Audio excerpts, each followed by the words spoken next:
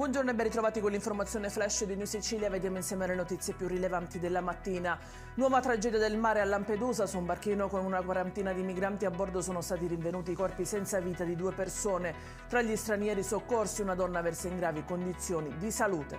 Rischio incendi in Sicilia, prorogato lo stato d'emergenza di 1 anno per 4 province. Si tratta di Catania, Messina, Palermo e Trapani, lo comunica Palazzo Chigi al termine di una riunione. Inchiesta Artemisia, la procura di Trapani ha chiesto 115 anni di carcere per gli imputati. L'operazione aveva portato nel 2019 alla scoperta di una loggia massonica segreta a Castelvetrano, coinvolti professionisti, politici e membri delle forze dell'ordine. Il Fondo di garanzia per le vittime della strada è stato condannato a risarcire con 143.000 euro una donna investita da un'auto pirata nel 2015 a San Pietro Clarenza. Lo ha deciso la quinta sezione del Tribunale Civile di Catania.